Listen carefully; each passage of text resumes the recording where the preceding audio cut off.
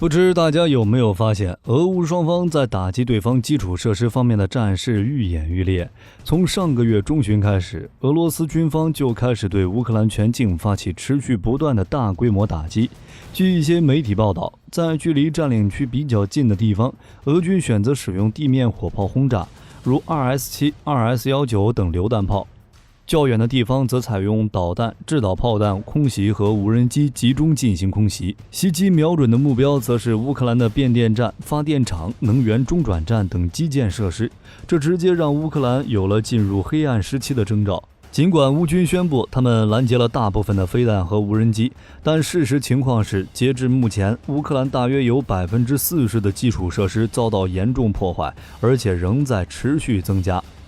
消息还提到，俄军这次覆盖整个乌克兰的袭击被认为是苏洛维金大将上台后改变对乌战术思想的重要一步。这说明什么？说明俄军高层已经意识到，在战场上已经难以取得更大突破，必须采取其他手段达到最初的目标。于是俄军就尝试使用摧毁基建的方式让乌克兰屈服。毕竟乌克兰的供应系统本来就薄弱，如果断水、断电、断供暖的话，乌克兰只会比欧洲更加难受。更重要的是，西方国家可以援助乌克兰武器、装备、政府运行所需的拨款，却不能给乌克兰人提供暖气和电力。在这样的现实情况下，加上天气逐渐寒冷，基辅市政府做出了决定。基辅市长发起警告称，现在还不是最困难的时刻，冬季才是最危险的时刻。基辅政府正在制定紧急断电计划，一旦基辅全城断电，300万基辅居民应该立即大撤退，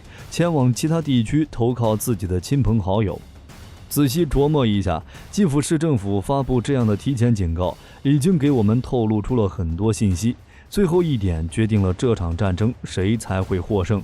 首先，基辅300万居民撤退行动是迫不得已，因为一旦这些人选择留在基辅的话，他们在冬季的生存将受到挑战，因此基辅政府不得不以保障乌克兰人民生命为首要选择，进行提前公告。而且乌克兰政府正在尽一切努力将关键基础设施遭袭的后果降至最低，比如在基辅的每个地区平均将设置100个取暖点，这些取暖点将在今冬发生紧急情况时启用。其次是乌克兰全境的能源和电力问题。目前乌克兰全境已按计划实行分时段紧急停电，但是请不要恐慌，之所以乌全境实行分时段紧急停电，乌国家能源公司表示，一是因为乌克兰关键基础设施受损，必须优先给必要设施和政府机构供应电力；二是因为寒冷导致电力消耗增加，必须对电力进行额外使用限制。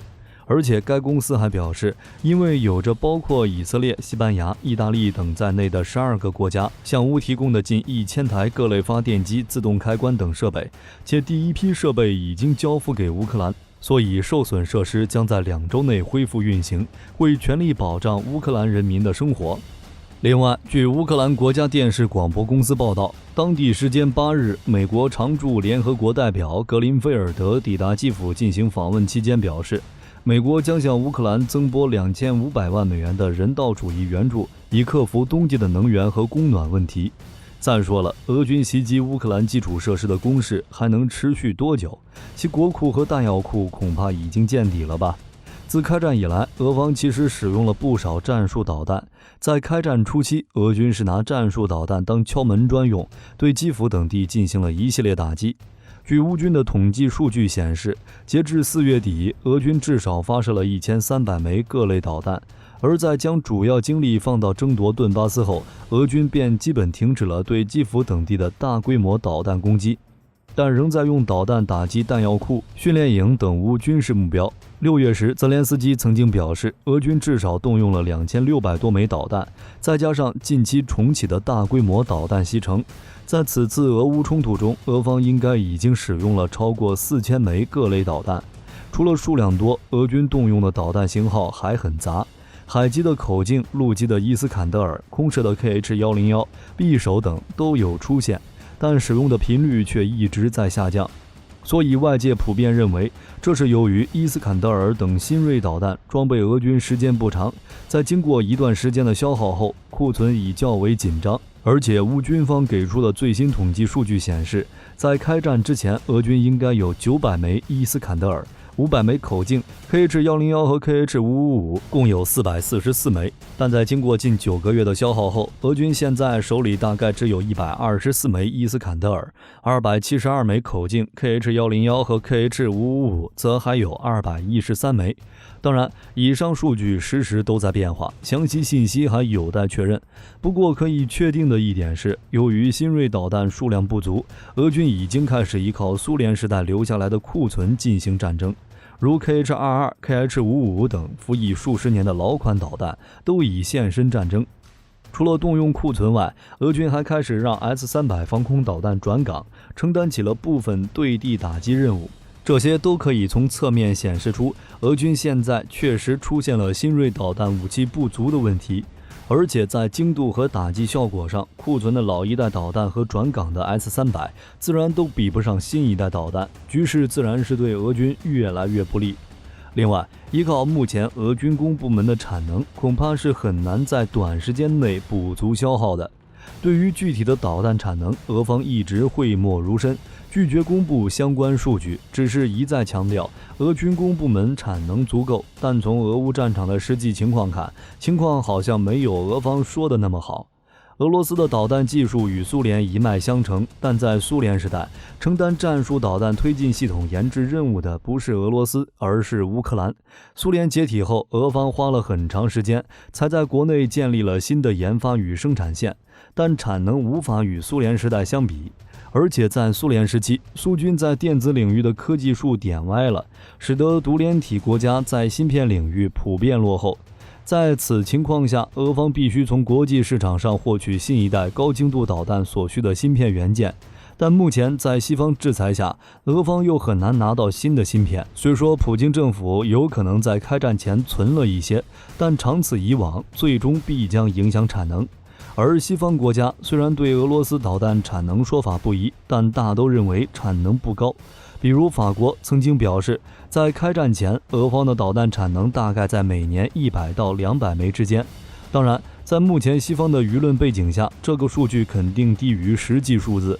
但我们现在排除这个因素，把这个数翻1倍，再加上俄军工部门在开战后宣布增加的产能，俄方的年产量也就是500-600枚，其1个月生产的导弹还不够几天用的。比如仅10月11日一天，俄军就发射了84枚巡航导弹，其补充速度根本跟不上消耗速度。除了技术不足、导弹产能上不去的问题外，俄军面临最大的问题还是钱。